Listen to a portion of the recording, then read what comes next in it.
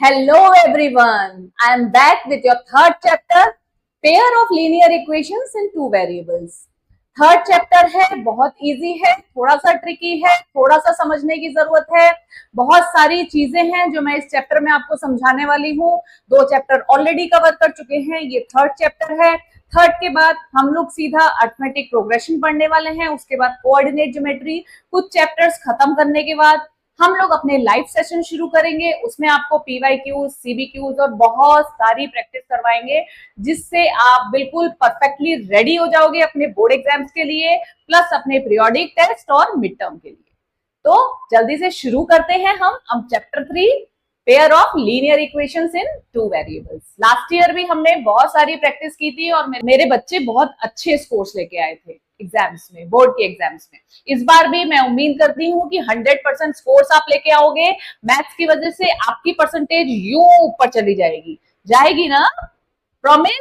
तो चलो बहुत सारी प्रैक्टिस करते हैं और समझते हैं पेयर ऑफ लीनियर इक्वेशंस क्या होता है, उसके क्वेश्चंस को कैसे सॉल्व करते हैं, किस टाइप के क्वेश्चन आपको प्रीवियस ईयर्स में आए हैं और कैसा आपका पेपर बोर्ड एग्जाम में आपको मिलेगा। ठीक है, बहुत सारी चीजें हैं, मैंने इसमें प्रेजेंटेशन के थ्रू बहुत सारी चीजें कवर की हैं, जिसमें कॉन्सेप्ट से लेके आपके क्वेश्चन के सॉल्यूशन प्लस पीवाईक्यू सब चीजें आपको इसमें मिलेंगी, प्लस जो एक्स्ट्रा प्रैक्टिस है वो लाइव सेशंस में मिलेगी। ठीक है, चलो आपके टेक्स्ट बुक का ये थर्ड चैप्टर है, pair of linear equations in two variables. आप पहले भी पढ़ चुके हो, 9th स्टैंडर्ड में आपने पढ़ा है कि लीनियर इक्वेशंस इन टू वेरिएबल्स क्या होता है। हम एक एक शब्द करके अगर उसको समझने की कोशिश करें तो लीनियर मतलब लाइन, आपकी लीनियर इक्वेशन इसका मतलब है कि ऐसी इक्वेशंस जिसकी डिग्री 1 होती है। टू वेरिएबल्स, तो वेरिएबल्स का क्या मतलब होता है, ऐसे आपके अक्षर, ऐसे आपके अल्फाबेट्स जो आपको इक्वेशन में दिए हो, जिसकी वैल्यू वेरी करती हो, मतलब चेंज होती हो, मतलब आपको उसकी वैल्यू नहीं पता है और उसकी वैल्यू कोई भी हो सकती है, राइट। टू वेरिएबल्स मतलब आपकी इक्वेशन में टू वेरिएबल्स होंगे। पेयर ऑफ लीनियर इक्वेशन मतलब आपकी दो लीनियर इक्वेशन होगी, वो हर इक्वेशन टू वेरिएबल्स में होगी, राइट। उसके बाद आपको वो पेयर सॉल्व करके उसके सॉल्यूशंस निकालने हैं। हमने क्लास 9th में क्या पढ़ा था, प्रश्न करते हैं, हमने वहां पे पढ़ा था, आपको सॉल्यूशंस दिए होते थे, आपको वो सॉल्यूशंस फिट करके देखने होते थे क्या वो इस इक्वेशन के सॉल्यूशन है कि नहीं है। आप वहां से ये भी जानते हो, ये नॉलेज आप लेके आए हो कि किसी भी टू वेरिएबल की इक्वेशन में इनफाइनाइटली मेनी सॉल्यूशंस हो सकते हैं। कैसे, एक्स की वैल्यू आप कोई भी पुट करोगे, उसके हिसाब से आप वाई की वैल्यू निकाल लोगे। ये सारी चीजें हम 9th से पढ़कर आए हैं, तो हमें ये तो पता है कि इक्वेशंस क्या होती है, लीनियर इक्वेशंस क्या होती है, लीनियर इक्वेशन इन टू वेरिएबल क्या होता है, उसके सॉल्यूशंस को निकाला कैसे जाता है। ठीक है, नहीं है तो आप अपना थोड़ा सा ब्रशअप कर लेना। मैंने शुरुआत में भी एक ऐसा वीडियो बनाया था जिसमें मैंने ऐसा बोला था कि कुछ नॉलेज ऐसी है जो आपको 9th से 10th में लेके जानी है, और वही नॉलेज आपका बेस बनेगी, उसी के ऊपर आपको अपनी और बिल्डिंग खड़ी करनी है। ठीक है, तो अब यहाँ पे हम क्या पढ़ने वाले हैं, इस वाले चैप्टर में तीन चीजें हैं कि आपको पेयर ऑफ लीनियर इक्वेशंस को सॉल्व करना है, सॉल्व करके उसके सॉल्यूशंस निकालने हैं। ठीक है, अभी दो इक्वेशन होगी तो आपको सॉल्यूशंस निकालने होंगे, तो ये जीरोस नहीं है, ये है कि ऐसी दो इक्वेशन जिनका या तो एक सॉल्यूशन है या फिर बहुत सारे सॉल्यूशंस है या फिर कोई सॉल्यूशन नहीं है। ठीक है, उसके बेसिस पे तीन मेथड्स हम सीखेंगे, ग्राफिकल मेथड और दूसरा सब्स्टिट्यूशन और एलिमिनेशन मेथड जो अलजेब्रिक मेथड्स कहलाते हैं, राइट। चलो हम आगे बढ़ते हैं। सबसे पहले हम सॉल्यूशंस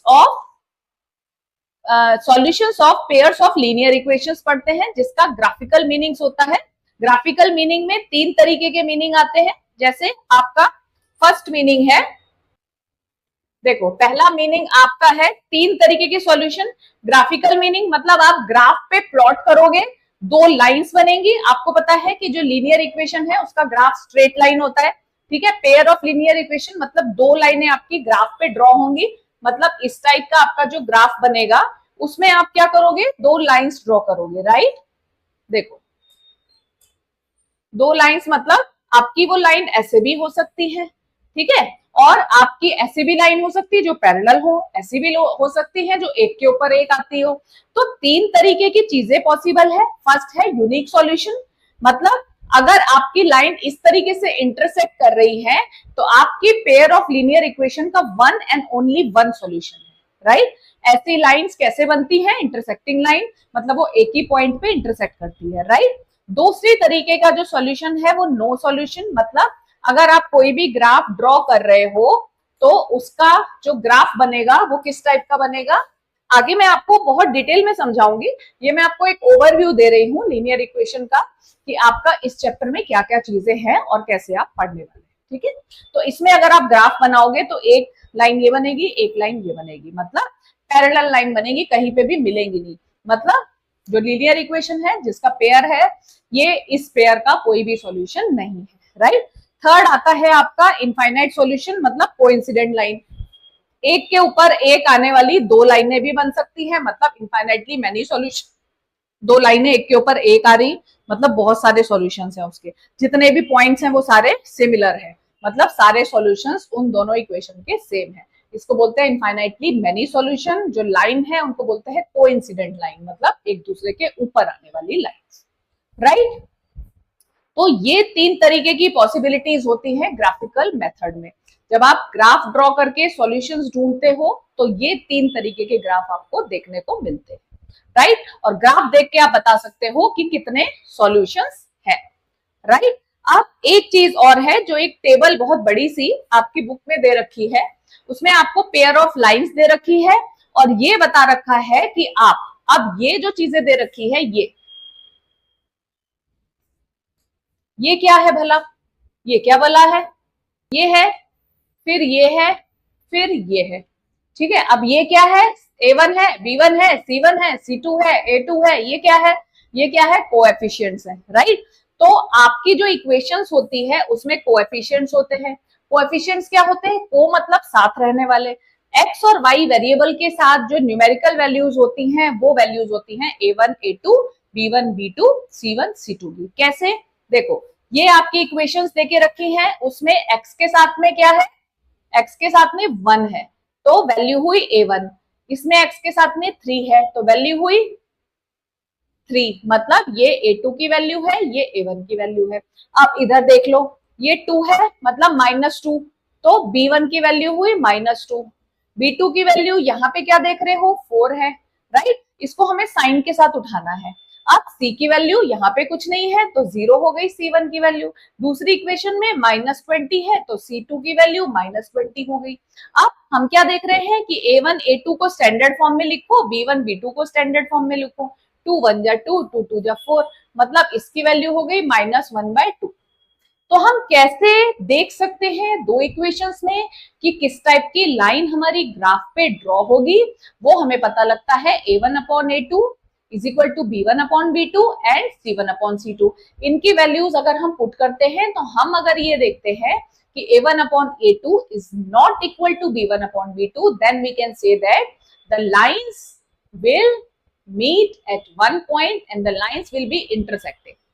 समझे? मतलब ये एक ट्रिक है जो हम देखते ही बता देंगे कि हमारा जो ग्राफ बनने वाला है वो किस टाइप का बनेगा। वो जो पेयर है वो कहीं मिलेगा, वो जो दो लाइनें हैं वो कहीं मिलेंगी भी कि नहीं मिलेंगी। अगर एक पॉइंट पे मिलेंगी तो A1/A2 will not be equal to B1/B2। मतलब जैसे इस केस में आप देख सकते हो कि A1/A2 is not equal to B1/B2। तो जो ग्राफ बनेगा, जो ग्राफिकल रिप्रेजेंटेशन होगा वो इंटरसेक्टिंग लाइंस होंगी, ठीक है। फिर दूसरा आपको सिर्फ एक ही सॉल्यूशन उन दोनों इक्वेशन का मिलेगा, ठीक है। अब दूसरे केस में आप देख रहे हो 2/4 यानी 2 1 जा 2, 2 2 जा 4, A1/A2 और ये क्या है? B1/B2। इसको करोगे 3 1 जा 3, 3 2 जा 6, ये भी 1/2, ये भी 1/2, 9 2 जा 18, माइनस माइनस कट जाएगा, मतलब 1/2। अब आप क्या देख रहे हो कि A1/A2 is equal to B1/B2 is equal to C1/C2। सब चीजें इक्वल हो गई तो क्या होगा? Coincident line. जो आप ग्राफ बनाओगे दोनों इक्वेशन का, वो दोनों एक के ऊपर एक आएंगे। तो कैसी हो जाएंगी? ऐसी कोइंसिडेंट लाइन, मतलब एक के ऊपर एक ही लाइन बन जाएगी, मतलब इनफाइनाइटली मैनी सॉल्यूशन। किसके? पेयर ऑफ लीनियर इक्वेशन के, जो कि आपको ये देके रखी।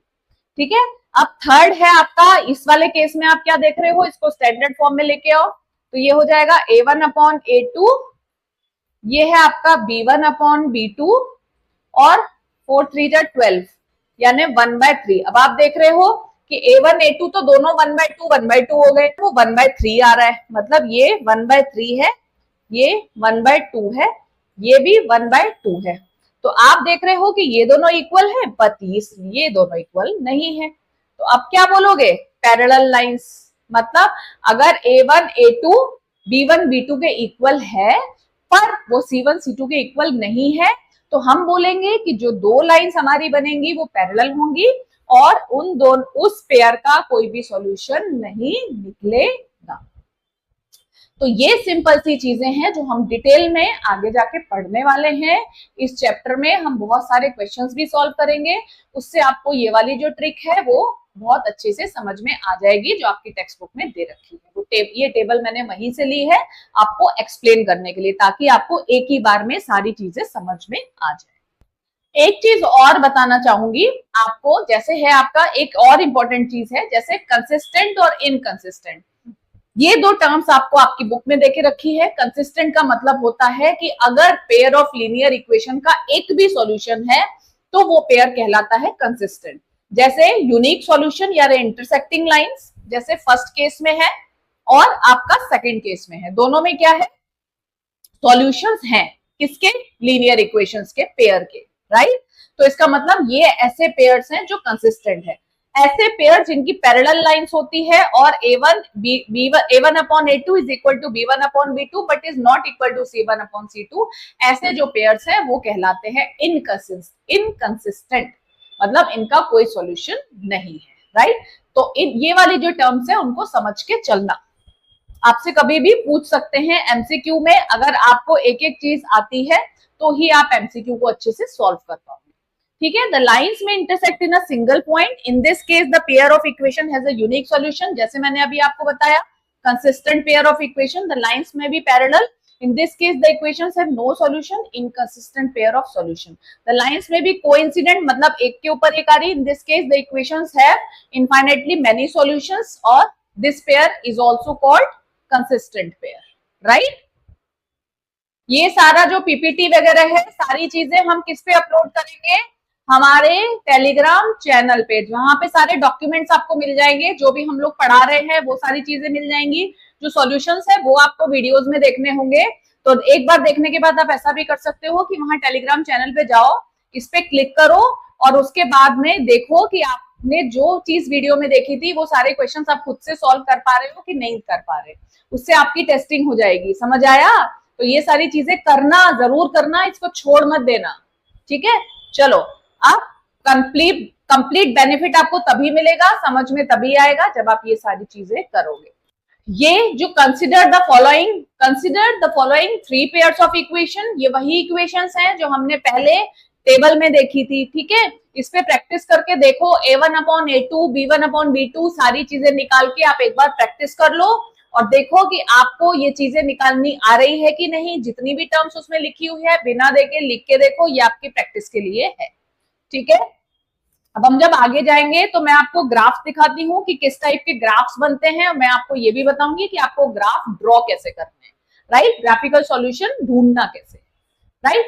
तो plot both equations on a graph, जो दो इक्वेशन आपको दे रखी है दोनों आप ग्राफ पे ड्रॉ करोगे, पॉइंट ऑफ इंटरसेक्शन ढूंढोगे। अगर आपका A1/A2 is not equal to B1/B2, जैसे 2/3 है, यहाँ पे देखोगे A1 की वैल्यू 2 है, A2 की वैल्यू 3 है, B1 की वैल्यू 3 है और B2 की वैल्यू 2 है। तो A1/A2 यानी 2/3, B1 की वैल्यू 3, B2 की वैल्यू 2, तो क्या दोनों इक्वल है? नहीं है। तो क्या हो गया? Consistent pair of equation with intersecting lines and unique solution, right. तो यूनिक सॉल्यूशन इसका क्या हुआ? 3 और 2 हुआ। ये हमें कैसे पता लगा? जब हमने ग्राफ ड्रॉ किया, ठीक है। आगे जाके आपको ये भी पता लगेगा, जब आप सब्स्टिट्यूशन और एलिमिनेशन मेथड सीखोगे तो आपको ये पता लग जाएगा कि किस तरीके से सॉल्यूशंस निकालते हैं और कैसे आप अच्छे से ग्राफ बना सकते हो जिससे आपकी ग्राफ में गलती भी ना हो। ठीक है, तो आप यहाँ पे देख सकते हो कि इंटरसेक्टिंग लाइन और पॉइंट ऑफ इंटरसेक्शन यानी 3/2। यहाँ पे 3 क्या होता है, x की वैल्यू, यानी ये पॉइंट ऑफ इंटरसेक्शन यानी एक्स वाई का इंटरसेक्शन है। x की वैल्यू 3 है, y की वैल्यू 2 है, तो y की वैल्यू यहाँ पे आएगी, x की वैल्यू यहाँ पे आएगी, राइट।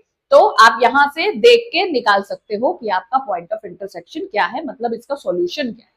तो ग्राफिकल मेथड होता है इस तरीके से सॉल्यूशन निकालने का, राइट। अब आगे हम लोग बाकी के 2 ग्राफ देख लेते हैं।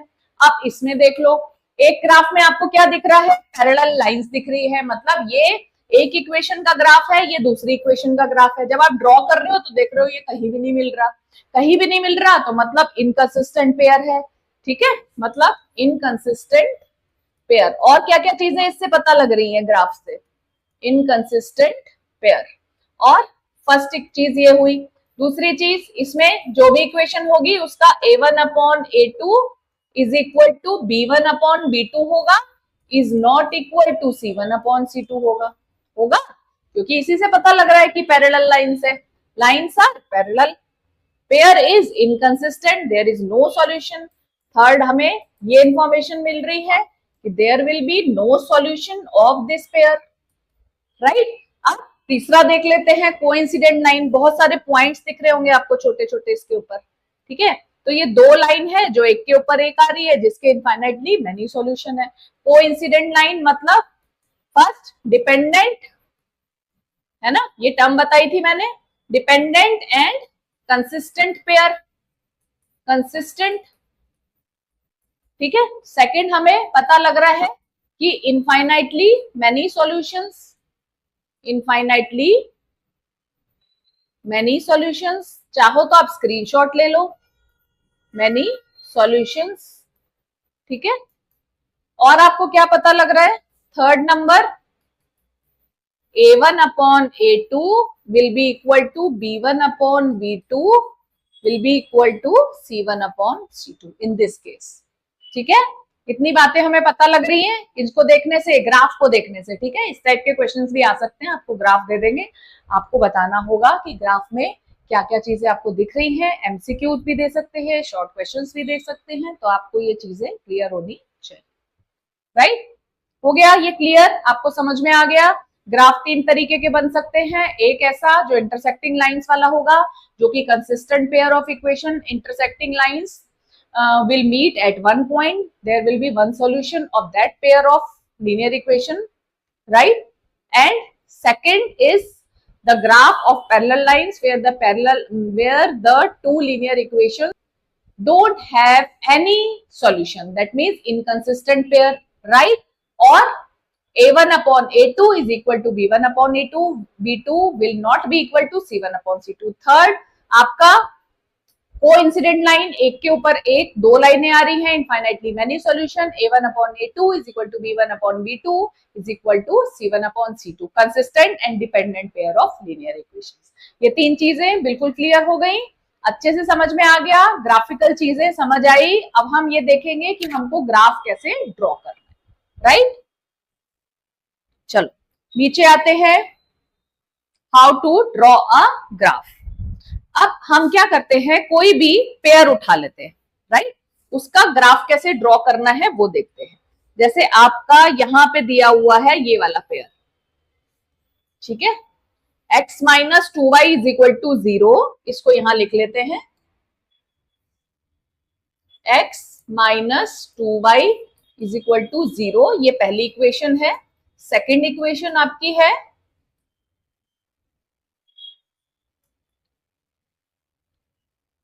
3x + 4y - 20, 3x + 4y - 20, ठीक है। अब हम क्या करेंगे, x एक टेबल बना लेंगे, राइट।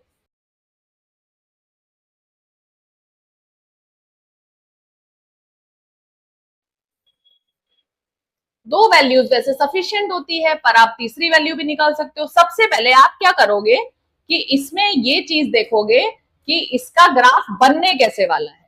आप a1/a2 और की वैल्यू निकालोगे 1/3, b1/b2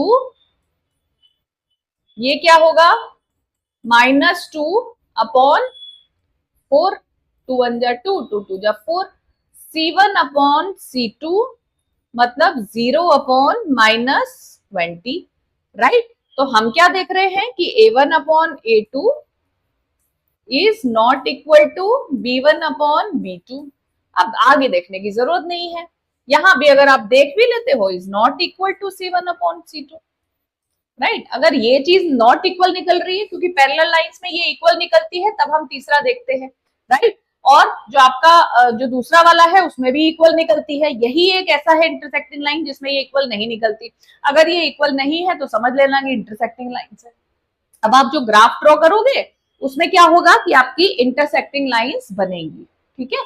तो आप x की वैल्यू, सबसे पहले एक चीज समझ लो कि आप कोशिश करना कि आप जो ग्राफ ड्रॉ कर रहे हो, आपको इसमें करना क्या होता है कि जो आपकी फर्स्ट वाली इक्वेशन का अगर आप निकाल रहे हो तो आपको कोई भी x की वैल्यू रखनी होती है, उसके हिसाब से y की वैल्यू निकालनी होती है। अब आप फर्स्ट इक्वेशन में देखो तो x की वैल्यू अगर आप 0 रखोगे तो -2y is equal to 0, -2y is equal to 0, तो y is equal to 0 upon -2 is equal to 0। तो x की वैल्यू 0 है तो y की वैल्यू भी 0, ठीक है, एक निकल आया। अब x की वैल्यू आप 1 रख के देखो, 1 रखा तो -2y इज इक्वल टू 0, तो ये हो जाएगा -2y is equal to -1, y is equal to -1 upon 2, तो हाफ निकल आई, है ना, माइनस माइनस कट जाएगा तो आपकी निकलेगी हाफ। तो आप कोशिश करना कि आप ऐसी वैल्यूज निकालो जो फ्रैक्शन में ना हो, क्योंकि जब आप ग्राफ प्लॉट करते हो तो थोड़ा सा मुश्किल होता है फ्रैक्शन को प्लॉट करना। तो हम इसको डिस्कार्ड करके हम क्या करते हैं कि 1 की जगह पे कोई और वैल्यू रख के देखते हैं, ठीक है। अभी इसको मिटा देती हूँ, जो हमने ये वैल्यूज निकाली हैं इसको हटाते हैं, 2 रख के देखते हैं। चलो, 2 - 2y is equal to 0, -2y is equal to, ये इधर आ जाएगा तो -2 हो जाएगा, y की value -2 upon -2, minus minus cut गया, y की वैल्यू हो गई 1। तो हमने x की वैल्यू 2 रखी तो y की वैल्यू क्या निकली, 1 निकली, राइट। तो अब हम क्या करेंगे, एक चीज और ट्रिक है आपके लिए। आप जब भी आपके पास आए कि आपको ग्राफिकल मेथड से कोई पेयर ऑफ लीनियर इक्वेशन का सॉल्यूशन निकालना है, तो आपके लिए सबसे अच्छी चीज क्या होगी कि आप क्या करो कि आप इलिमिनेशन या सब्स्टिट्यूशन मेथड, जो मैं आपको आगे सिखाऊंगी, उससे आप उसका इंटरसेक्टिंग पॉइंट निकाल लो, ठीक है।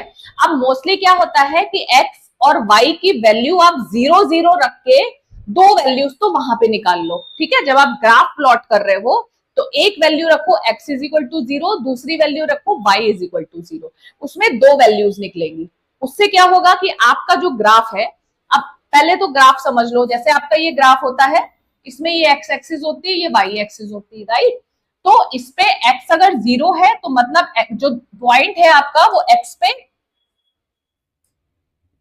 एक पॉइंट आपको यहां मिल जाएगा, एक पॉइंट आपको यहां मिल जाएगा, क्योंकि अगर x 0 है तो पॉइंट y पे आएगा, अगर y 0 है तो पॉइंट x पे आएगा। तो आप जो लाइन बनाओगे वो ऐसे बन जाएगी, बनेगी, समझ आई बात। कहीं पे भी, मतलब यहाँ पे अगर 2 है, यहाँ 5 है, कहीं से भी लाइन पास होगी पर वो x और y एक्सिस को काटती हुई बनेगी, क्योंकि एक जगह पे हमने x इज इक्वल टू 0 रखा है, दूसरी जगह y इज इक्वल टू 0 रखा है। अभी इस केस में हम क्या देख रहे हैं कि अगर हम x की वैल्यू 0 रख रहे हैं तो y की वैल्यू 0 निकल रही है, तो हम आगे इस चीज से प्रोसीड नहीं कर सकते हो, तो हमें दो वैल्यूज और निकालनी पड़ेंगी।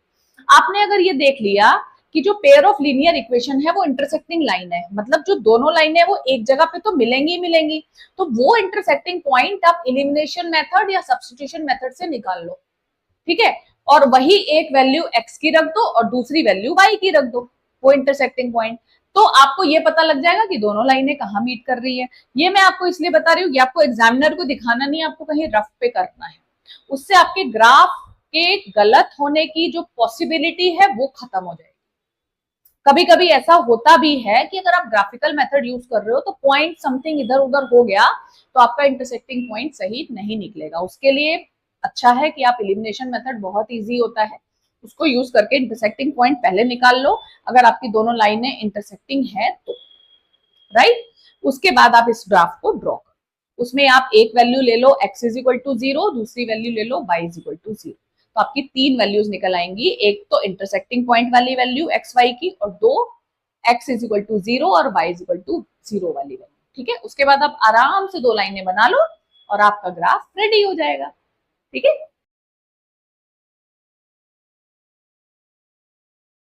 अब यहाँ पे क्या करना है, x की वैल्यू 0 अगर हमने रखी यहाँ पे, तो minus 2y is equal to 0, 0 upon minus 2, वो तो 0 निकल आया। दूसरी हमने x की वैल्यू हमको लेनी पड़ी, हमें दूसरी x की वैल्यू लेनी पड़ी, तो x की वैल्यू आई 2, उसके हिसाब से y की वैल्यू निकली 1, ठीक है। अब हम क्या करते हैं, जब हम ग्राफ को प्लॉट करते हैं तो ये फर्स्ट इक्वेशन की वैल्यू निकली।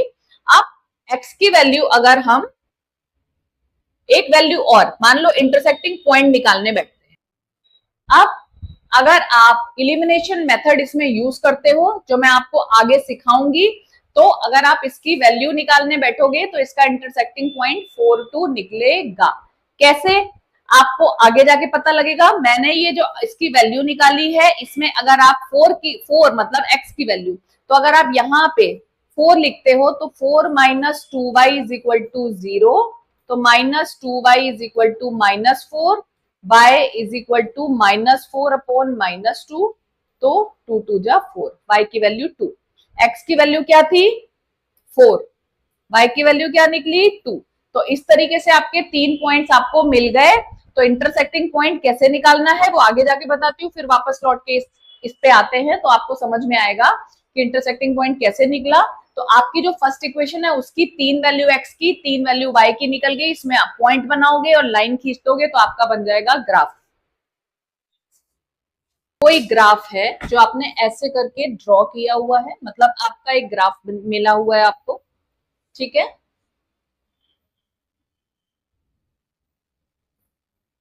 इस ग्राफ पेपर पे आपका ये y एक्सिस है and this is your x axis, right.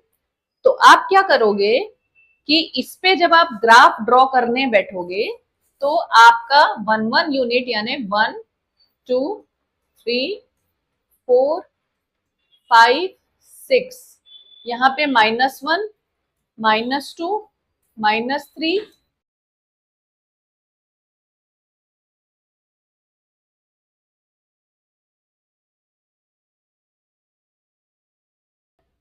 कि आपकी तीन वैल्यूज निकली थी, x 0 2 4 था और ये 0 1 2 था, 0 2 4, तो ये रहा आपका 0 और ये रहा 2।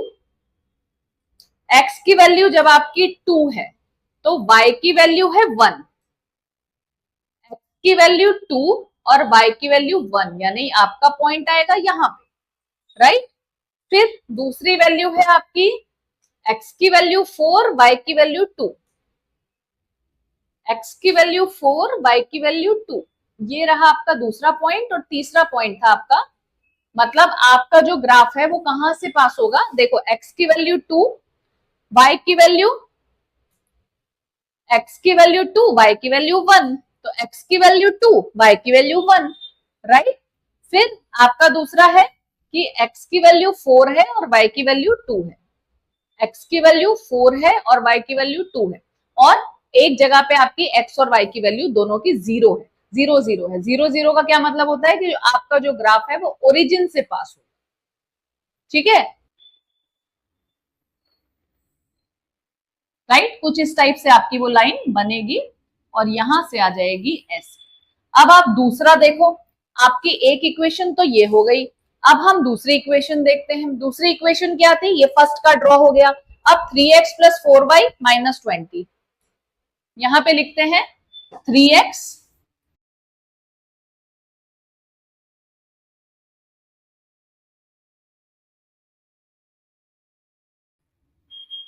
ये x की वैल्यू, ये y की वैल्यू, राइट। अब यहाँ पे x की वैल्यू अगर हम 0 लिखते हैं तो 3 into 0 plus 4y minus 20 is equal to 0, ये हो गया 0, तो 4y is equal to 20, y is equal to 20 upon 4, 4 5 जा 20, x की वैल्यू 0 लेने पे y की वैल्यू 5 है। आप निकालते हैं सेकंड वैल्यू। सेकंड वैल्यू के लिए x ले लो 1, राइट, x ले लिया 1। अब निकालेंगे 4y इज इक्वल टू 20, 3 1 जा 3, 4y is equal to 20 minus 3, 4y is equal to 17। ये तो कुछ फ्रैक्शन में आ गई, तो हम क्या करेंगे, इस वैल्यू को डिस्कार्ड कर देंगे।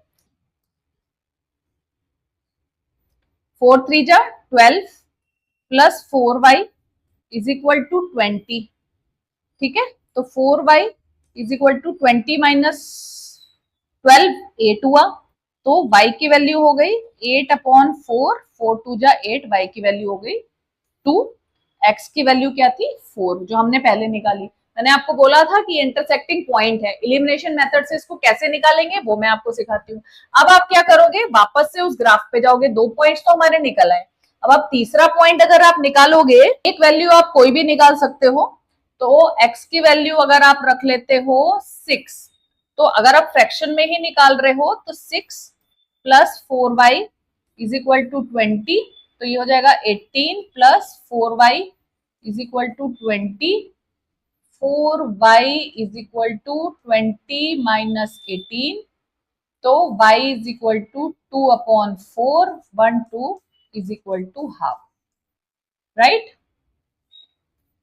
ये 3 वैल्यूज निकली। अब इसको प्लॉट कैसे करना है वो देखो, x is equal to 0, y is equal to 5।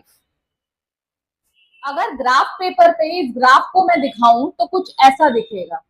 ये वाली जो हमारी इक्वेशन है, ये है आपकी x minus 2y is equal to 0 की इक्वेशन। ये इक्वेशन है आपकी x minus 2y is equal to 0।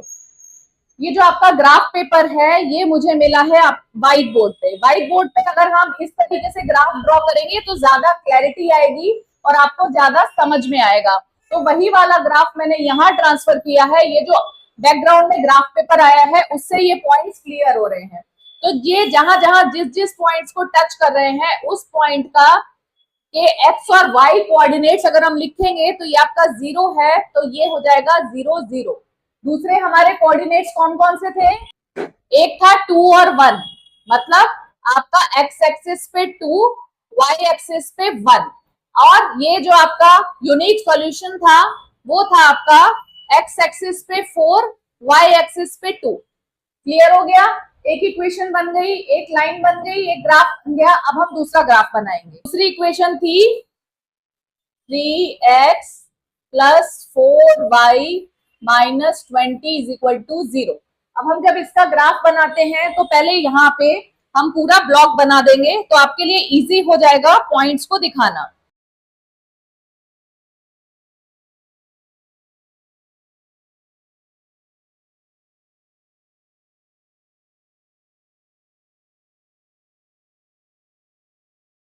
Zero, 5, 4, 2, 6 and half, यही पॉइंट्स थे।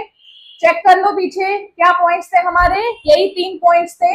अब हम इन पॉइंट्स के हिसाब से ग्राफ को ड्रॉ करेंगे।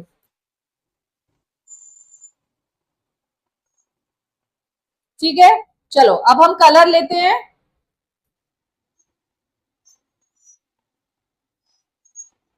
ठीक है, अब देखते हैं हम x की वैल्यू 0 तो y की वैल्यू 5, तो x की वैल्यू 0 यानी यहाँ पे है, y की वैल्यू 5 यानी यहाँ पे है। ये रही आपकी y की वैल्यू 5।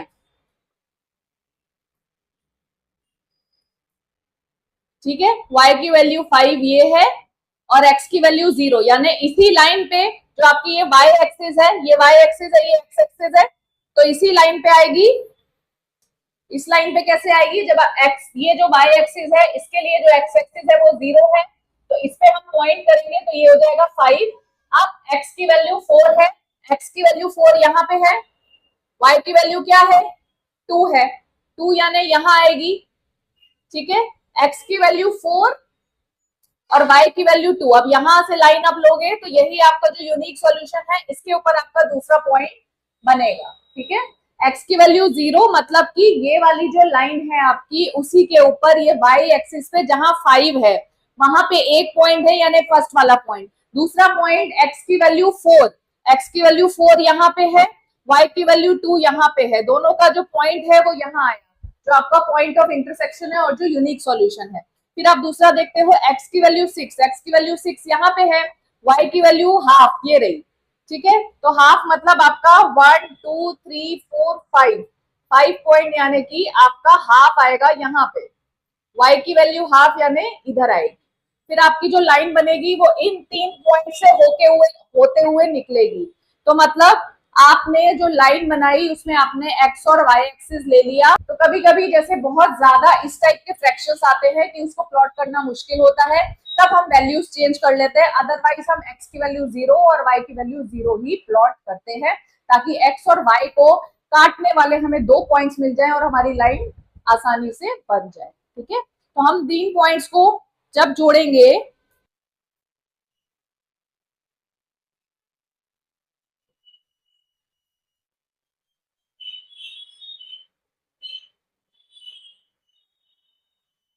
राइट, तो ये हमारा दूसरा ग्राफ तैयार हो गया। इस पे हम इक्वेशन लिख देंगे, कौन सी इक्वेशन थी, ये वाली, 3x plus 4y minus 20 is equal to 0, ठीक है। तो हमारे दो ग्राफ बन गए। अब इनके जो पॉइंट्स हमने प्लॉट किए हैं, ये वाला जो पॉइंट है पॉइंट ऑफ इंटरसेक्शन यानी 4 2 वाला पॉइंट है जो कि लिखा हुआ है।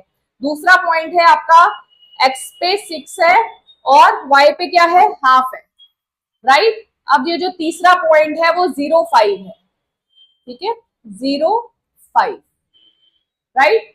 क्लियर है, कोई डाउट है, नहीं है तो कमेंट सेक्शन में लिख देना।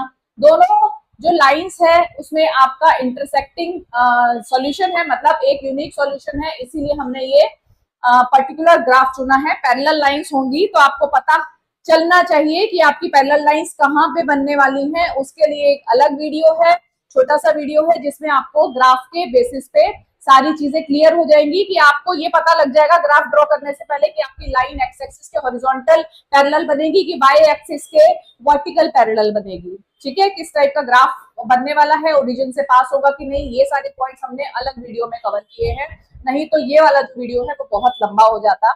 अभी नॉर्मली मैंने आपको ये बता दिया है कि ग्राफ को ड्रॉ कैसे करना है। मेथड्स ऑफ सॉल्विंग, जो एल्जेब्रिक मेथड्स हैं वो दो तरीके के मेथड्स देके रखे, एक सब्स्टिट्यूशन, एक एलिमिनेशन मेथड। सब्स्टिट्यूशन में एक की वैल्यू यानी x की वैल्यू के हिसाब से y की वैल्यू निकालते हैं, कैसे वो हम डिटेल में आगे देखते हैं। और एलिमिनेशन मेथड में x और y वेरिएबल में से एक को एलिमिनेट कर देते हैं तो दूसरे वेरिएबल की वैल्यू निकालते हैं। वो सारी चीजें कैसे करनी है देखो। Express one variable in terms of another, substitution method में क्या करते हैं, जैसे आपका 2y इज इक्वल टू 5 है मान लो, तो आप क्या करोगे, इसको इधर लेके जाओगे, x is equal to minus 2y plus 5। फिर आपकी वैल्यू क्या आ गई, x की वैल्यू y के, हमारी जो दूसरी इक्वेशन है वो है x 2x plus 3y is equal to 7, समझ लो। तो ये आपकी सेकेंड इक्वेशन है, ये आपकी फर्स्ट इक्वेशन है। फर्स्ट इक्वेशन से x की वैल्यू ये निकली, ये x की वैल्यू आप यहां पुट करोगे, minus 2y plus 5 plus 3y is equal to 7, ठीक है। अब इसको सॉल्व करोगे तो आपकी जो पूरी इक्वेशन है वो y के फॉर्म में आ गई, और इसको सॉल्व करके आप इसकी y की वैल्यू निकाल लोगे। y की वैल्यू जो निकलेगी वो इक्वेशंस में पुट करके आप x की वैल्यू निकाल सकते हो। एक क्वेश्चन सॉल्व करते हैं, उससे आपको ये जो मेथड है वो क्लियर हो जाएगा, ठीक है। चलो, सब्स्टिट्यूशन मेथड से ये जो दो इक्वेशंस हैं इनको हम सॉल्व करते हैं। देखो आप क्या करोगे, दोनों इक्वेशन में से देखोगे कि कौन सी इजी इक्वेशन है। अब जैसे ये वाली इक्वेशन है, राइट, ये इक्वेशन नंबर 2 है, ये 1 है, इसकी जो वैल्यू है वो इसमें पुट करनी है, ठीक है। इससे जो आप x की वैल्यू निकालोगे x के टर्म में, तो वो वैल्यू यहाँ पे इस x में डालोगे, इसमें वापस मत डाल देना। कई बच्चे ये गलती कर जाते हैं कि x की वैल्यू इससे निकाली फिर इसी में डाल दी। कैसे, मैं समझाती हूँ आपको। देखो ये इजी इक्वेशन है तो आप x की वैल्यू निकालोगे, x is equal to 1, y को उधर लेके जाओगे तो 1 प्लस वाई, राइट। तो x की वैल्यू निकली 1 प्लस वाई। अब इसको इस वाली इक्वेशन में पुट करते हैं, x की 1 प्लस वाई, चलो 2x plus 3y is equal to 12, 2x plus 3y is equal to 12। तो x की वैल्यू क्या हुई यहां पे,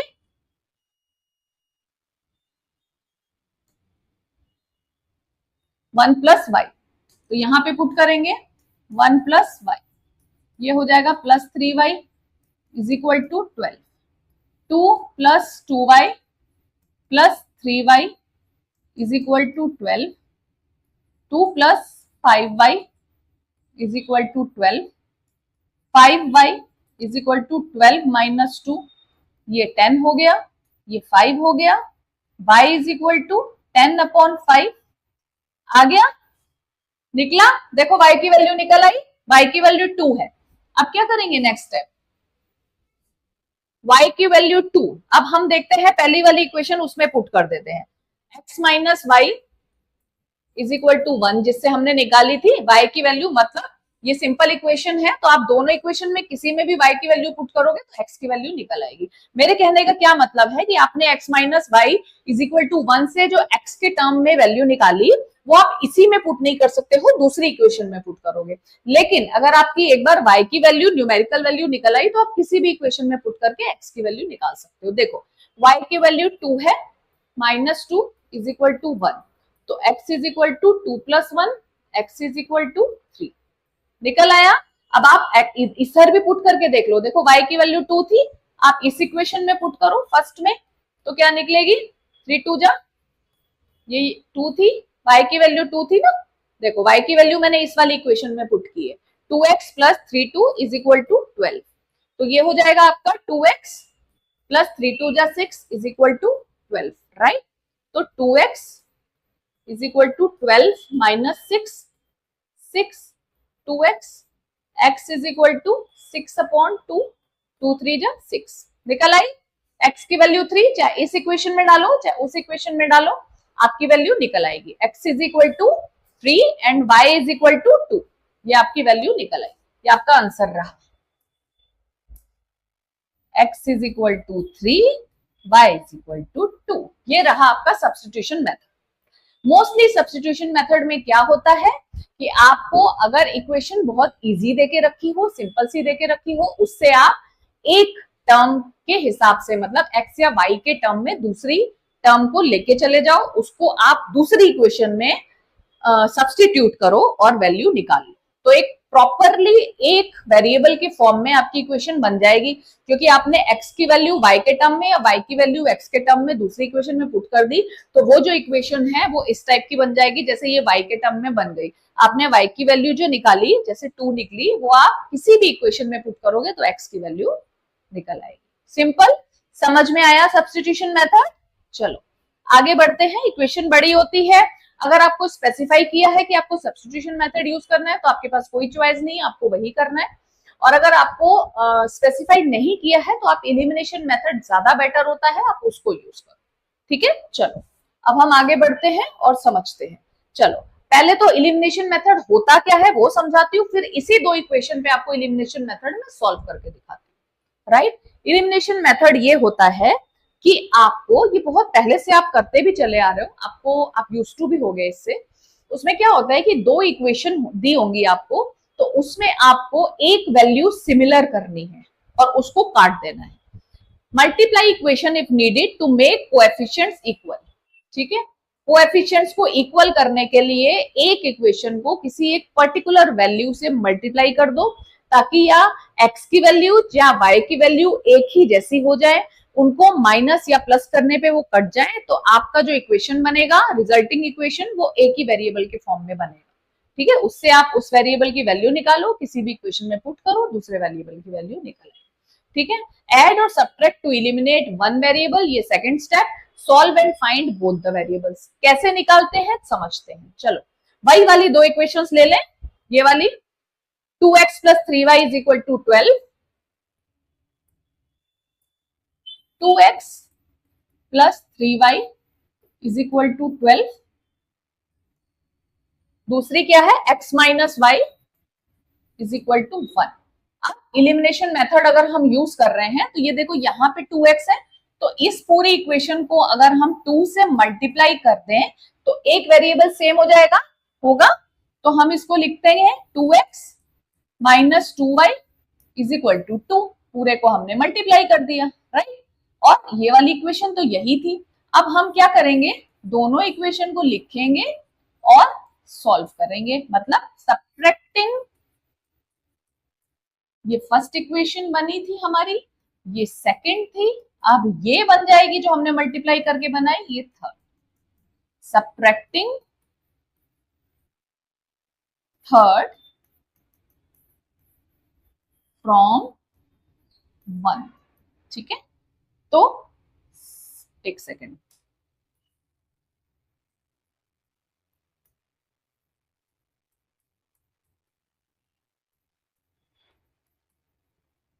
राइट। थर्ड यानी कि ये वाली, इसको हम फर्स्ट वाली में से कर रहे हैं।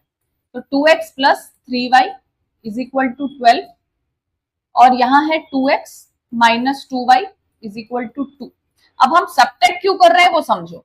जब हम सब्ट्रैक्ट करते हैं तो नीचे वाली इक्वेशन के साइन चेंज हो जाते हैं। तो अगर हम इसका साइन चेंज कर लेंगे तो ये प्लस 2x और माइनस 2x हो जाएगा, तभी वो कटेगा। इसके लिए हम इसको सब्ट्रैक्ट कर रहे हैं। अगर ये ऑलरेडी माइनस में होता तो हम इसको प्लस करते तो साइन चेंज नहीं होता और प्लस माइनस कट जाता। अब अगर हम सब्ट्रैक्ट करते हैं तो यहाँ पे अगर प्लस है तो ये माइनस हो जाएगा, ये माइनस है तो प्लस हो जाएगा, ये प्लस है तो माइनस हो जाएगा। इतनी बात समझ आई। इन दोनों को काट दिया हमने, 2x प्लस 2x और माइनस 2x कट गए। अब प्लस 3y और प्लस 2y ये हो जाएगा 5y। 12 और 2 को माइनस करोगे आएगा 10, राइट। तो y की वैल्यू क्या आ जाएगी, 10/5 2y। आई इस y की वैल्यू को किसी भी इक्वेशन में पुट कर दो, ठीक है। मतलब हमारी जो ओरिजिनल इक्वेशंस थी ये 2 और 1, इसमें से किसी एक में हम पुट करके देखते हैं। इसी में कर देते हैं, x minus y is equal to 1, y की वैल्यू थी 2, ये हो गई 2 इज इक्वल टू 1। ठीक है, y की वैल्यू 2 हमने पुट कर दी, तो ये हो जाएगी यहाँ पे जाके 2 plus 1 is equal to 3। y की वैल्यू 2 और x की वैल्यू 3। क्या आंसर आया, वही सेम आ गया, x is equal to 3, y is equal to 2। Clear हुआ एलिमिनेशन मेथड, सब्स्टिट्यूशन मेथड, समझ में आया। ध्यान से देखो, कोई चीज ऐसी है जो नहीं समझ में आई तो कमेंट सेक्शन खुला है, आगे हम और प्रैक्टिस करने वाले हैं, अच्छे से आपको समझ में आ जाएगा। चलो चेक करते हैं, x3 y2 सब्स्टिट्यूशन मेथड से निकाला था, x3 y2, x का 3 और y का 2 वही सेम निकला, समझ में आया। अब हम वापस अगर यहां चले जाएं ग्राफिकल मेथड पे, देखो ये जो हमने वैल्यू निकाली थी, मैंने आपको बोला था किसी भी इलिमिनेशन मेथड या सब्स्टिट्यूशन मेथड को यूज करके आप ये वाली वैल्यू निकाल लो, उसके बाद ग्राफ ड्रॉ करो तो आपका ग्राफ एकदम परफेक्ट बनेगा, है ना। तो ये वाली वैल्यू जो आपकी निकली है, आप सब्स्टिट्यूशन या एलिमिनेशन मेथड से निकाल के फिर ग्राफ ड्रॉ करोगे तो आपको एक पॉइंट परफेक्ट मिल जाएगा, आपको पता लग जाएगा कि आपकी दोनों लाइनें कहां पर मिलने वाली। मैंने बोला था कि x की वैल्यू 4 और y की वैल्यू 2, आप देख सकते हो कि इस इक्वेशन में और जो आपकी पहले वाली इक्वेशन थी जो हमने सॉल्व किया था, हमने बनाया था, ये देखो एक टेबल में 4 और 2 आया था, इधर आया 4 और 2, इस वाली इक्वेशन में 4 और 2 वैल्यू आई, x की वैल्यू 4 रखी, y की वैल्यू 2 निकली। जो हमने पहले किया था उसमें भी ऐसे ही था, x की वैल्यू 4 रखी, y की वैल्यू 2 रखी। मतलब यही है जो यूनिक सॉल्यूशन है, दोनों इक्वेशन में सेम सॉल्यूशन आ रहा है, इसीलिए इंटरसेक्टिंग लाइन होती है, और उन दोनों इंटरसेक्टिंग लाइन का one and only one solution होता है जो कि है 4 और 2। अब इस सॉल्यूशन को अगर आप ग्राफिकल मेथड से पहले सब्स्टिट्यूशन या एलिमिनेशन से निकाल लोगे तो ग्राफ एकदम परफेक्ट बनेगा और आपको तीसरा पॉइंट ढूंढने की जरूरत नहीं होगी, ग्राफ गलत नहीं होगा, 3 पॉइंट्स आपको मिल जाएंगे, आप उससे आराम से ग्राफ ड्रॉ कर पाओगे। A1 A2 से आपको ये भी पता लग जाएगा कि लाइंस आपकी इंटरसेक्टिंग होने वाली है कि नहीं होने वाली। तो देखो अगर आप इन दोनों इक्वेशन को सॉल्व करते हो तो कैसा होता है, x minus 2y 3x plus y 4y minus 20। ठीक है, substitution method 3x minus 2y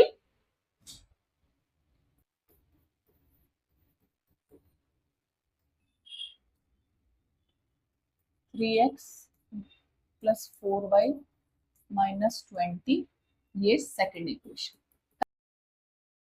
इसको चलो आप इसको सब्स्टिट्यूशन से भी सॉल्व कर सकते हो। चलो सब्स्टिट्यूशन से करके देखते हैं, क्योंकि बहुत सिंपल इक्वेशन है। इसको आप ऐसे लिख सकते हो, x is equal to 2y, इसमें सब्स्टिट्यूट कर दो 3 यानी 2y, ठीक है। x की value 2, substituting the value of x in equation 2, substituting the value of x in equation 2, ठीक है। तो x की वैल्यू 2y इधर रखी, plus 4y minus 20 is equal to 0, ठीक है। 3 2 जा 6y plus 4y minus 20 is equal to 0, तो ये हो जाएगा 10y minus 20 is equal to 0, तो 10y is equal to 20, y is equal to 20 upon 10। आ गया 2, y की वैल्यू 2 निकली। अब ये y की वैल्यू इस किसी में भी आप सब्स्टिट्यूट कर लो, ठीक है। कैसे करोगे देखो, x minus 2y is equal to 0, y की वैल्यू 2 है is equal to 0, x minus substituting the value of y in equation 1, right.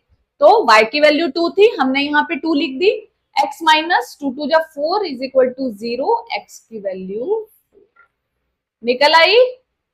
क्या निकला? यूनिक सॉल्यूशन दोनों इक्वेशन का निकल आया सब्स्टिट्यूट करने के बाद, ठीक है। यही मैंने आपको बताया था, अगर आप इस तरीके से एक यूनिक सॉल्यूशन निकाल लोगे, उसके बाद आप ग्राफ प्लॉट करोगे, तो ग्राफ का जो तीसरा पॉइंट है, एक जो सिमिलर पॉइंट है दोनों इक्वेशन में, वो आपको मिल जाएगा और ग्राफ आप आसानी से प्लॉट कर पाओगे, ठीक है। ये प्रॉब्लम देखिए, the sum of the ages. अब हम एज रिलेटेड प्रॉब्लम सॉल्व करेंगे। जिस टाइप के क्वेश्चंस आपको एग्जाम में मिलते हैं उसी टाइप के क्वेश्चंस हम यहाँ पे सॉल्व करेंगे। कुछ PYQs है इंपॉर्टेंट, ताकि आपको एक आइडिया हो जाए कि किस टाइप के क्वेश्चंस आपको मिलने वाले हैं एग्जाम में और कैसे आपको उनको सॉल्व करना है, right. Sum of the ages of a father and his son is 50 years, ठीक है। आप क्या देख रहे हो कि एक फादर है और एक सन है, उन दोनों की एजेस क्या है? दोनों का सम 50 इयर्स है। तो आप बोलोगे लेट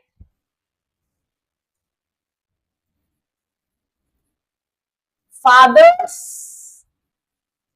एज बी एक्स, किसी भी कोई भी वेरिएबल आप ले सकते हो। Let son's age be y, आपको दिया हुआ है कि दोनों का सम 50 इयर्स है, तो आपकी फर्स्ट इक्वेशन क्या बनेगी? x plus y is equal to 50, right. फिर दिया है 5 इयर्स अगो, जैसे जैसे लिखा हुआ है वैसे ही वैसे आपको करना है। 5 इयर्स अगो मतलब x माइनस 5 और दूसरा y माइनस 5, मतलब 5 साल पहले, पहले मतलब माइनस करना है, राइट। तो फादर की age, let's the father's present age, ठीक है, ये प्रेजेंट एज है और सन्स प्रेजेंट एज है, तो 5 साल पहले उनकी एजेस क्या रही होगी? x minus 5। तो अब आप क्या करोगे कि फादर की age, let 5 years ago the father was 4 times as old as his son. अब 5 साल पहले उसका जो बच्चा है वो कितना रहा होगा? सन y माइनस 5 रहा होगा, क्योंकि सन की जो प्रेजेंट एज है y है, तो पहले उनकी एज क्या रही होगी? y minus 5। अभी जो फादर की एज है वो कितनी है? 5 साल पहले जो फादर है वो 4 times as old as his son था, यहाँ पे लगा दिया 4, बन गई दूसरी इक्वेशन, राइट। अब हम ये दूसरी इक्वेशन को थोड़ा सिंप्लीफाई करेंगे। कैसे? x minus 5 is equal to 4y minus 5, यही था, ठीक है। फादर की एज 5 साल पहले सन की एज के 4 टाइम्स थी, तो ये आपका आएगा 4y माइनस 20, x और y को इधर लेके आओगे तो ये हो जाएगा minus 20 plus 5 is equal to minus 15, यही है। देख लो 4y 4 5 20 माइनस में आया, इसको यहीं पे रहने दिया, 5 को इधर लेके गए और 4y को इधर ले गए, ठीक है। अभी x minus 4y is equal to 15 है, आप इसको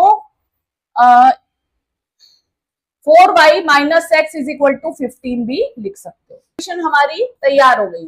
अब आप क्या देख रहे हो कि फर्स्ट इक्वेशन थी आपकी x plus y is equal to 50, right, ये है आपकी। अब देखो, जो y है और y है दोनों क्या है, प्लस में है। यहाँ पे एक x माइनस में है, दूसरा प्लस में है, तो आपको कुछ नहीं करना है, दोनों को ऐड कर देना है, ठीक है, क्योंकि साइन ऑलरेडी अपोजिट है। तो ये दोनों अगर आप एलिमिनेशन मेथड से सॉल्व करोगे तो x और x कट जाएगा, बचेगा सिर्फ y। पहले y की वैल्यू निकालेंगे, जो आएगी किसी भी इक्वेशन में पुट कर देंगे तो x की वैल्यू निकलेगी। कैसे, देखो, एडिंग, ये फर्स्ट इक्वेशन थी आपकी, एडिंग इक्वेशंस 1 एंड 2, क्या मिलेगा, x plus y is equal to 50 और x के नीचे x आएगा तो minus x plus 4y is equal to 15। इन दोनों को ऐड करोगे, ये कट गया, आपका बचेगा 5y इज इक्वल टू 65। ठीक है,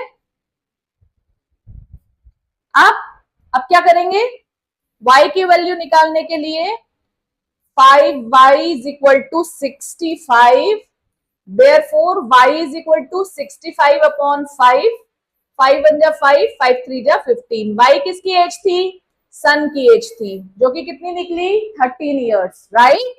अब जो फादर की एज थी वो कैसे निकालेंगे, putting the value of y in equation 1, क्योंकि इक्वेशन 1 सिंपल है तो हम इसमें वैल्यू रख देंगे, x plus y is equal to 50 था, y की वैल्यू है 13, तो x plus 13 is equal to 50। Father की एज क्या निकली, 50 माइनस 13 कितना हुआ, 7, फिर 3, 37, राइट। तो आपके आंसर्स आएंगे, father's age is 37 years and son's age is 13 years। Understood. देखो, डिस्टेंस और टाइम के इस टाइप के क्वेश्चंस बहुत ज्यादा आपको पूछे जाते हैं, एग्जाम के पेपर पीछे के खोल के देख लो। तो इनको कैसे सॉल्व करते हैं, इजीएस्ट मेथड मैं आपको बताती हूँ कि आपको फॉर्मूला पता होना चाहिए कि स्पीड के लिए क्या फॉर्मूला होता है, speed is equal to distance upon time. होता है कि नहीं, स्पीड आपको पूछी है, train travels 180 kilometre, 180 kilometre at a uniform speed, uniform मतलब एक जैसी स्पीड से वो ट्रेवल कर रही है train. If the speed had been 9 kilometre per hour more, अगर जो ट्रेन की स्पीड है वो 9 किलोमीटर ज्यादा होती, it would have taken 1 our less for the same journey, उसने 1 घंटा कम लिया होता अपनी जर्नी को कंप्लीट करने के लिए।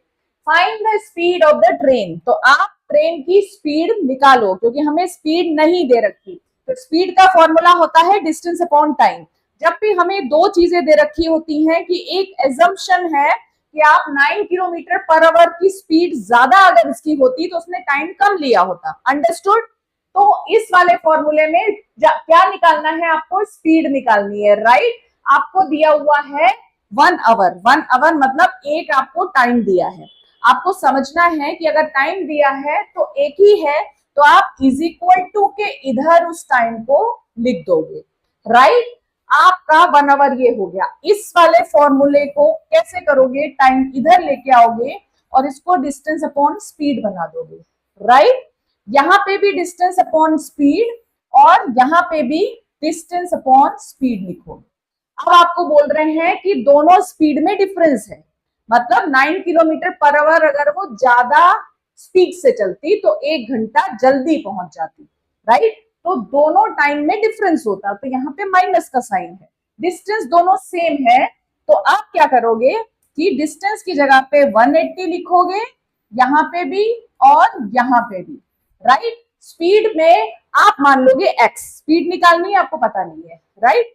तो आपकी स्पीड एक होगी x और एक होगी x प्लस 9, उसके बदले में टाइम होगा 1। समझो, स्पीड आपकी डिस्टेंस दोनों सेम है, राइट।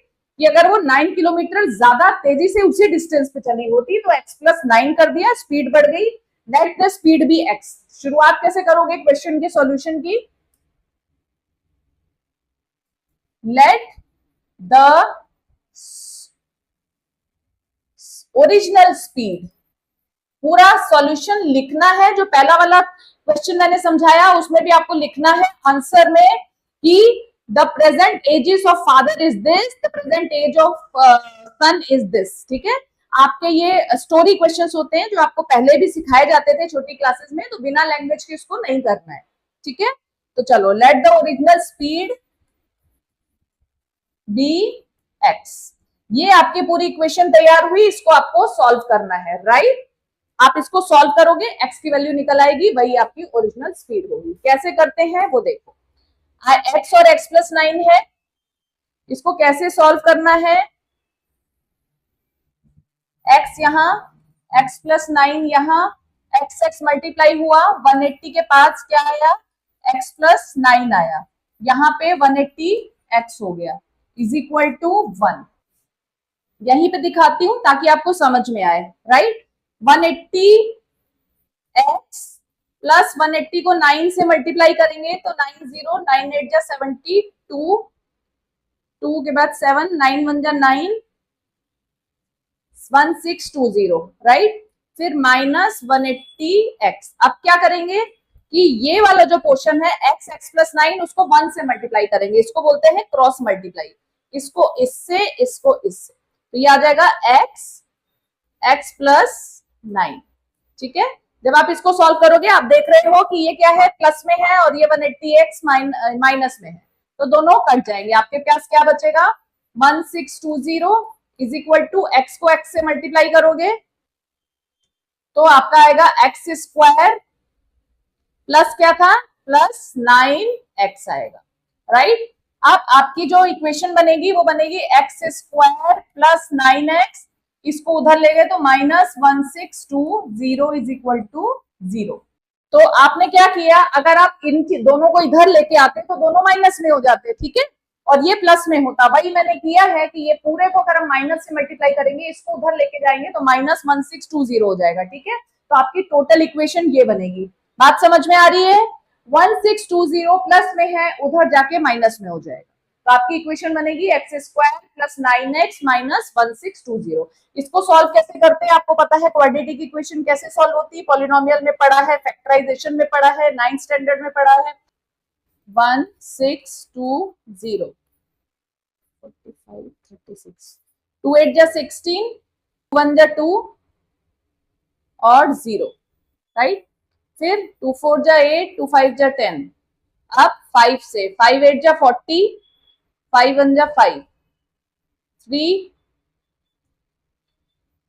3 2 जा 6, 3 7 जा 21, 3 9 जा 27, 3 3 जा 9। ऐसे ऐसे किया करो आप, राइट। अब आप क्या करो, पेयर्स बना लो। पेयर्स मतलब कि आपका क्या, प्लस माइनस करने पे 9 आना चाहिए और मल्टीप्लाई करने पे 1620 आना चाहिए। तो वो कैसे आएगा, 27, 5 2 जा 10, 10 2 जा 20, 27 और 30 देखो नहीं आ रहा है। आप इसको देखो, 5 3 जा 15, 15 2 जा 30, 30 2 जा 60 और 3 3 जा 9, 9 3 जा 27। 9 नहीं आ रहा दोनों को माइनस करने पे, तो ये दोनों फैक्टर्स नहीं होंगे। 45, 3 3 जा 9, 9 5 जा 45, इन दोनों को देख लो, 3 3 जा 9, 9 5 जा 45। अब यहाँ पे क्या बचा, 3 3 जा 9, 9 2 जा 18, 18 2 जा 36। अब अगर आप इसको माइनस करोगे तो आएगा 9। तो आपके फैक्टर्स कैसे हो गए, आपने क्या किया, आपने 3 3 जा 9, 9 5 जा 45, एक फैक्टर ये रहा, 3 3 जा 9, 9 4 जा 36। अगर आप इन दोनों को माइनस करोगे तो आएगा 9, मल्टीप्लाई करोगे तो आएगा 1620। तो आपके दो फैक्टर्स कौन से रहेंगे, जब आप फैक्टराइजेशन करोगे तो दो फैक्टर्स आएंगे 45 और 36। अब हम इसको थोड़ा सा रब करेंगे ताकि आपको वहां पे ठीक से समझ में आए, मैथ्स ना हो जाए। 45 और 36 1620 के ऐसे फैक्टर्स है जिनको माइनस करने पे 9 आता है और मल्टीप्लाई करने पे 1620 आता है। तो यहाँ पे आपका हो जाएगा एक्स स्क्वायर, प्लस में 9x है तो plus 45x minus 36x minus 1620 is equal to 0। अब जब आप इसको इन दोनों में से आप कॉमन लोगे तो x आएगा, अंदर बचेगा x प्लस 45, यहां पे आएगा माइनस 36 बाहर आएगा, अंदर बचेगा x प्लस 45। ठीक है, चलो अब आपके पास दो फैक्टर्स आ गए, x माइनस 36 और x plus 45। x minus 36 x plus 45, x minus 36 x plus 45, ठीक है। आप दोनों को इक्वेट करोगे, x minus 36 is equal to 0, x plus 45 is equal to 0। यहां पे आएगा x इज इक्वल टू 36, यहां पे आएगा x is equal to 45, minus 45। अभी स्पीड हो सकती है माइनस में, नहीं ना, तो आप इसको डिस्कार्ड कर दोगे, आपकी स्पीड आएगी therefore the original speed of the train is 36 kilometre per our. ठीक है, आपको क्या करना है, एक एक स्टेप करके काम करना है, सब चीजें इसमें लिखनी है। अ train travels 180 kilometre per our में दिया है, तो आपका आंसर भी किलोमीटर पर आवर में आएगा। कभी कभी यहाँ पे 30 मिनट्स दिया होता है, तो मिनट्स को आपको आवर में करना है, राइट, क्योंकि आपको सारी चीजें किलोमीटर पर आवर में देके रखी है, तो इसमें कंफ्यूज मत हो जाना। कभी कभी बच्चे अगर 30 मिनट्स दिया है तो इज इक्वल टू 30 करके सॉल्व करते हैं, तो 30 मिनट्स को आवर में करोगे तो 0.5 आवर आएगा, राइट। तो हमने जहां पे 1 आवर लिखा है वहां 0.5 लिखोगे। बात समझ में आ रही है? आपको एक एक स्टेप करके सारी चीजें एग्जामिनर को समझानी है। जैसे मैं आपको सारी चीजें समझाती हूँ, वैसे आपको लिख लिख के पेपर में ऑर्गेनाइज करके अपना क्वेश्चन करना है। स्पीड को x माना है, तो आपको शुरुआत में लिखना है कि स्पीड x है।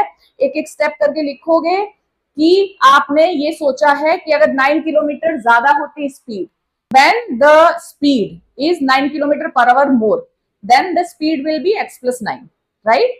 फिर आप लिखोगे speed is equal to distance upon time, time उधर लेके जाओगे, डिस्टेंस अपॉन स्पीड आ जाएगा। फिर आप लिखोगे 180 by x, right, time, and the second time will be 180 upon x plus 9. The difference will be 1 hour, so the equation will be this. फिर इसको आप सॉल्व करके दिखाओगे, जैसे मैंने दिखाया है, एक इक्वेशन बनेगी, उसको सॉल्व करके दो चीजें निकलेंगी। फिर आप बोलोगे speed can not be in minus negative, that's why the speed will B 36 kilometre per our. Understood? चलो आप एक सिंपल सा क्वेश्चन देखते हैं। देखो, इस टाइप के भी क्वेश्चंस आते हैं जिसमें आपसे पूछते हैं the pair of linear equations is inconsistent, what can you say about the graph of the two lines. क्या बोलोगे? अगर इनकंसिस्टेंट है मतलब no solution, the graph will be two parallel lines, simple. ठीक है, इस टाइप के सिंपल क्वेश्चंस आते हैं। एक ये क्वेश्चन देखिए, using the graphical method find whether a pair of equation x is equal to 0 and y is equal to -3 is consistent और नॉट। कि वो जो लाइन है, हम पहले ग्राफ देखते हैं इसका, तो हमें समझ में आएगा x इज इक्वल टू 0 और y is equal to -3। x is 0 मतलब यहाँ पे आएगा आपका x, ये आपकी x एक्सिस है, x डैश, ये है आपकी y एक्सिस, y डैश। ठीक है, आपको बोल रहे हैं x इज इक्वल टू 0 एक लाइन है, दूसरी है y इज इक्वल टू -3, ये दो इक्वेशंस है। तो आप क्या करोगे, x इज इक्वल टू 0 देखोगे, x इज इक्वल टू 0 में ये पूरी लाइन आ रही है, ये जो पूरी लाइन है वो x इज इक्वल टू 0 में आएगी, राइट, क्योंकि 0 तो ये है, तो y की वैल्यू ये सारी हो जाएंगी। तो इसका जो आंसर है वो होगा y एक्सिस। ठीक है, पूरी y एक्सिस, y की वैल्यू है -3, y की वैल्यू -3 ये है। तो आप समझ के चलो कि अगर कोई भी इक्वेशन इस टाइप की आती है y is equal to k, तो उसका क्या सॉल्यूशन होता है कि वो हॉरिजॉन्टल लाइन बनती है x एक्सिस के पैरेलल। ये चीजें मैं आप एक अलग वीडियो में छोटा सा वीडियो बनाऊंगी, उसमें आपको बताऊंगी कि ग्राफ में जो टिपिकल चीजें हैं वो आपको कैसे पहचाननी है।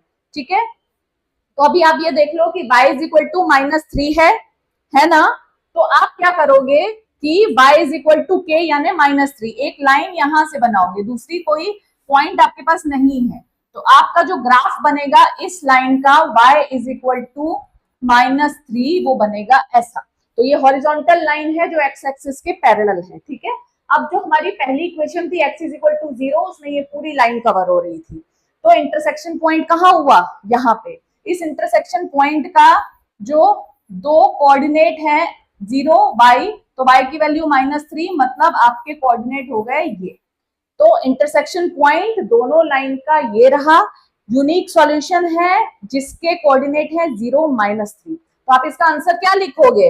आपसे पूछ रहे हैं कि क्या ये कंसिस्टेंट होगा कि नहीं होगा, आप क्या बताओगे? Yes this is consistent with unique solution of 0 -3, right.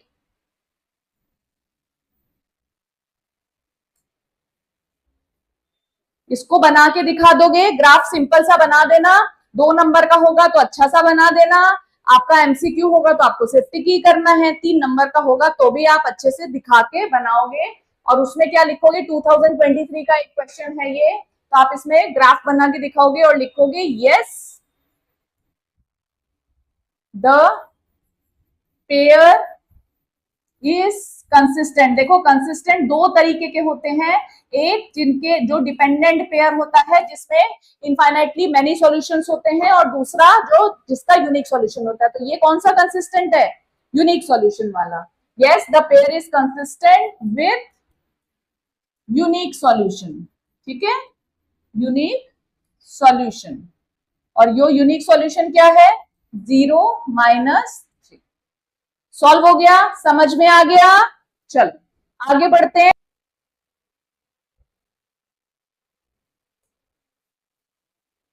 देखो इस टाइप के जो अपस्ट्रीम डाउनस्ट्रीम वाले हैं वो भी बहुत पूछे जाते हैं, पेपर खोल के देखो तो एक क्वेश्चन हम इस टाइप का सॉल्व करेंगे। A boat takes 2 hours to travel 20 kilometre downstream and 4 hours to travel the same distance upstream. Upstream और डाउनस्ट्रीम क्या होता है कि जब आप स्ट्रीम के साथ चलते हैं, कोई आप बोट में बैठे हैं या कोई बोट जा रही है, तो स्ट्रीम का जो बहाव होता है, पानी का बहाव होता है, उसके साथ में अगर आप जाते हैं तो डाउनस्ट्रीम कहलाता है। अगर आप पानी इधर से आ रहा है, आप उसके अपोजिट डायरेक्शन में ट्रेवल कर रहे हो तो वो कहलाता है अपस्ट्रीम। अगर आप डाउनस्ट्रीम जा रहे हो तो आपकी बोट की स्पीड के साथ में जो वो वाली स्पीड है वाटर की, वो दोनों प्लस हो जाएगी। देखो अगर पानी बह रहा है और बोट चल रही है, तो अगर पानी का बहाव और बोट का बहाव एक जैसा है तो दोनों प्लस हो जाएंगी स्पीड, है ना, मतलब पानी भी आपको सपोर्ट कर रहा है कि आप चलो। अगर पानी उल्टी दिशा से आ रहा है और आप को उस दिशा में जाना है, मतलब आपको उस जो स्पीड है वाटर की उसको भी टैकल करके फिर आगे बढ़ना होगा, ठीक है। तो वो वाली जो स्पीड है वो आपकी स्पीड को कम करेगी, तो आप क्या करोगे? उस स्पीड से और अपनी स्पीड को माइनस कर दोगे, तो आपकी जो रिजल्टेंट स्पीड है उससे आप आगे बढ़ोगे। बात समझ आई? तो अपस्ट्रीम वाले को माइनस करते हैं वाटर की स्पीड को बोट की स्पीड से, और डाउनस्ट्रीम वाले को जो वाटर की स्पीड है और बोट की स्पीड है उसको प्लस कर। तो आपका सिंपल वही वाला फॉर्मूला लगेगा, speed is equal to distance upon time, speed is equal to distance upon time. तो आपकी जो आपको टाइम देके रखा है पहला वाला जो फर्स्ट केस है, आप लिखोगे फर्स्ट केस कौन सा वाला है? डाउनस्ट्रीम वाला, ठीक है। तो उसमें let the speed of the boat be the speed of the stream। Stream की कितनी है? बी एस, ठीक है। तो डाउनस्ट्रीम स्पीड कितनी हो जाएगी? प्लस हो जाएगी b plus s. And upstream speed कितनी हो जाएगी?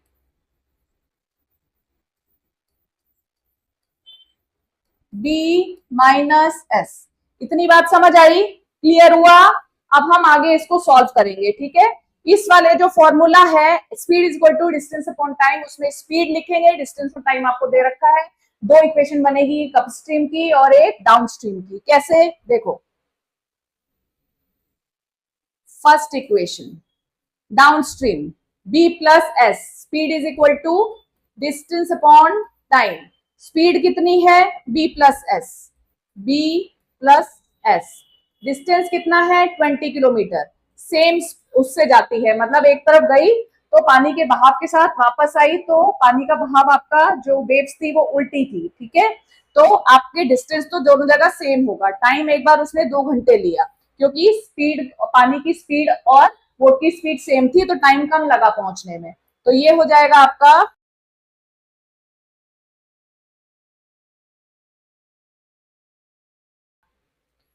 2, डिस्टेंस 20, टाइम 2, तो 2 10 जा। ये आपकी फर्स्ट इक्वेशन तैयार हो गई। b प्लस एस, आप वेरिएबल कुछ भी ले सकते हो, राइट, ये 1। अब आपका क्या रहा, find the speed of the boat. अच्छा, अब आपका क्या है, सेकंड। सेकंड में क्या था, speed is equal to distance upon time again, then speed will be b minus s, distance is same 20, time is, time कितना है, 4 आवर्स ले रही है अब, ठीक है। 4 5 जा 20। दूसरी इक्वेशन क्या बनी, b minus s is equal to 5। पहली क्या थी, b plus s is equal to 10, ठीक है। ये फर्स्ट और ये सेकंड। दूसरे पेज पे करती हूँ ताकि आपको ठीक से समझ में आए। First equation b plus s is equal to 10, फिर दूसरी b minus s is equal to 5। Adding equation, adding equations 1 and 2, क्या मिलेगा, b plus s is equal to 10, b minus s is equal to 5। Add करेंगे क्या होगा, 15, S S cut जाएगा, 2 भी आ जाएगा। ये क्या है आपकी, let the b is the speed of the boat in still water, right, और वो थी S, S speed of the stream थी, राइट। तो 15 अपॉन 2 क्या होता है, 7.5। बोट की स्पीड कितनी हुई स्टिल वाटर में, kilometre per our, kilometre per our थी। देखते हैं, चलो पीछे क्या दिया हुआ आपकी, किस में देके रखी है, किलोमीटर, और वो है आवर। तो आपका जो आंसर निकलेगा, boat speed of the boat in still water, S क्या था, speed of the stream S थी, स्पीड ऑफ द बोट यहाँ पे लिख दोगे in still water, right. Still water में जो बोट की स्पीड है वो आपकी b थी, तो आपने b की वैल्यू निकाली, क्या निकली, b की वैल्यू निकली है 7.5 किलोमीटर पर। सो आप आंसर में लिखोगे the speed of the boat in still water is 7.5 kilometre per our, ठीक है।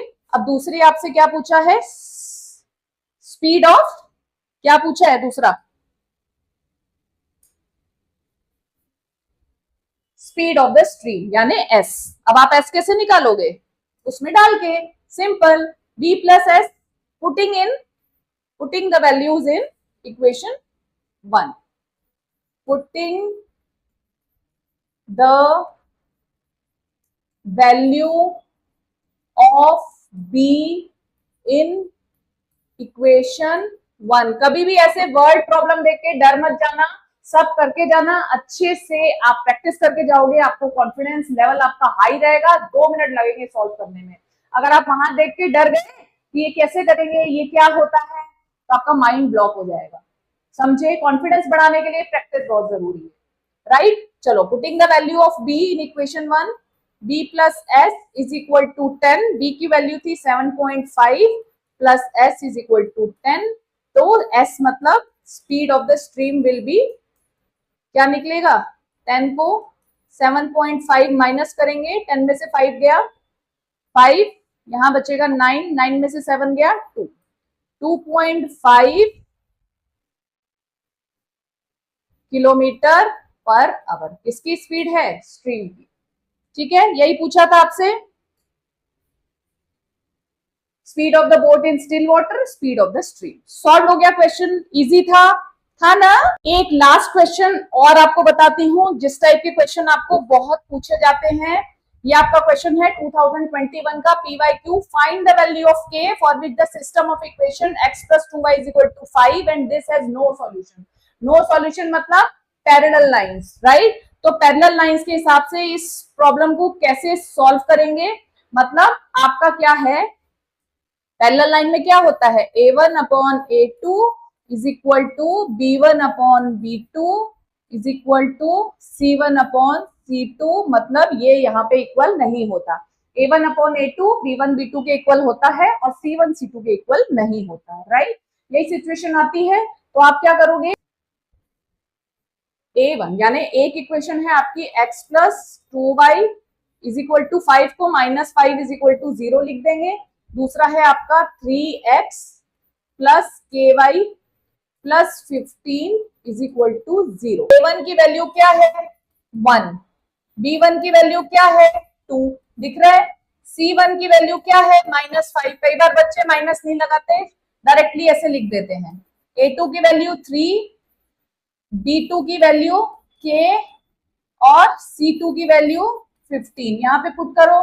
A1 यानी 1 अपॉन 3, B1 2 और B2 k, ठीक है। अब यहाँ पे ये दोनों इक्वल है, इनको सॉल्व करोगे क्रॉस मल्टीप्लाई करके, क्या होगा k इज इक्वल टू 6। ये वैल्यू निकालनी थी, निकली 2 मिनट में। चलो इसको हम देखते हैं कि सही है कि नहीं है। B1 अपॉन B2 यानी 2 अपॉन 6, k की वैल्यू 6 निकली है। C1 क्या है -5, C2 क्या है 15। अब देखते हैं, ये आ गया 1/3 और ये आ जाएगा 5 3 जा 15 यानी -1/3। 1/3 इज नॉट इक्वल टू -1/3। ये क्या हुआ आपका, चेक हुआ, रैपिड चेक। इसमें लिखती हूँ रैपिड चेक कि आपकी वैल्यू सही है कि नहीं है, राइट। वैल्यू ऑफ के क्या निकली है 6 निकली है। हमें किसकी वैल्यू निकालनी थी B2 की, तो हम इस इक्वेशन में इस वाली चीजों में जब हम रखेंगे तो के A1 की वैल्यू 1, A2 की वैल्यू 3, 1/3 रखी। फिर B1 की वैल्यू कितनी है 2, B2 की वैल्यू पता नहीं, k रख दिया। अब दोनों इक्वल होते हैं, इनको हमने क्रॉस मल्टीप्लाई किया तो k की वैल्यू 6 निकल आई। हमने जो B1 अपॉन B2 और C1 अपॉन C2 है उसमें हमने ये सारी वैल्यूज पुट करके देखा कि हमने जो वैल्यू k की निकाली है वो सही है कि नहीं। चेक करने पे हमें पता लगा कि B1 की वैल्यू 2 थी, B2 की वैल्यू नहीं दी थी, k थी, तो उसकी वैल्यू हमने 6 निकाली थी। यहाँ पे पुट करेंगे C1 की वैल्यू -5, C2 की वैल्यू 15। इसको हमने सॉल्व किया तो हमने देखा एक तरफ 1/3 निकला, दूसरी तरफ -1/3 निकला, जो कि इक्वल नहीं है। That means our value is right. यहाँ पे हमारा chapter number 3 linear equation, pair of linear equation in 2 variable खत्म होता है। मैंने बहुत सारी आपको प्रैक्टिस करवाई है, हर टाइप का एक एक क्वेश्चन आपको करवा दिया है, किस टाइप के क्वेश्चंस आते हैं वो बता दिया, ग्राफ कैसे बनाते हैं। कुछ ग्राफ की टिप्स हैं जो मेरे नेक्स्ट वीडियो में आपको मिल जाएंगी, उसका लिंक आपको डिस्क्रिप्शन में मिलेगा बहुत ही जल्दी। तो आपको क्या करना है, आपको सिर्फ सब्सक्राइब करके रख देना है ताकि आपको बहुत सारी नॉलेज फ्री में मिलती रहे। एक होमवर्क का लिंक आपको डिस्क्रिप्शन बॉक्स में मिलेगा। ये चैप्टर अगर आप पूरा देख लेते हो उसके बाद आप होमवर्क जरूर करो, उस होमवर्क के आंसर आपको हमारे टेलीग्राम चैनल पे मिलेंगे। नेक्स्ट हमारा जो वीडियो होगा वो रहेगा अरिथमेटिक प्रोग्रेशन पे, वो भी आपका चैप्टर 5th कवर करेगा। उसके बाद हमने आपका कवर किया है कोऑर्डिनेट ज्योमेट्री यानी 7 चैप्टर। इस तरीके से हम लोग जो भी आपका करंट कोर्स चल रहा है उसके हिसाब से चैप्टर्स कवर करते जाएंगे। जल्दी से जल्दी आपका सारा कोर्स इस पे कवर कर लेंगे। लाइव सेशन में बहुत सारा हम प्रैक्टिस कराने वाले हैं, इसीलिए मैंने बोला कि आपको सब्सक्राइब करके रखना है, बेल आइकन को प्रेस करना है और ऑल कर देना है, ताकि जब भी हम कोई भी वीडियो अपलोड करें या कोई भी लाइव जो वीडियो है, लाइव क्लास हम शेड्यूल करेंगे तो आपको नोटिफिकेशन तुरंत मिल पाए। ठीक है, तो आपको happy learning and best of luck for your future. मिलते हैं हम नेक्स्ट वीडियो यानी अरिथमेटिक प्रोग्रेशन के साथ। समझ में आया हो तो एक लाइक का बटन दबा देना ताकि हमें समझ में आ जाए कि आपको अच्छी से आपको हमारा वीडियो अच्छा लग रहा है, सारी चीजें क्लियर हो रही है। तो बच्चों पीछे मत हटना अपनी क्वेरी कमेंट सेक्शन में डालने से। सारे कमेंट के हम आंसर भी करेंगे। आपकी क्वेरी या कोई भी क्वेश्चन हो तो हम नेक्स्ट वीडियो में उसको कवर करेंगे और लाइव सेशन में आपको पूरा डिटेल में बताएंगे कि आपको ये जो डाउट है आपका कैसे सॉल्व करना है, कैसे सारे क्वेश्चन सॉल्व करके आपको 100% मार्क्स देने हैं। Bye bye.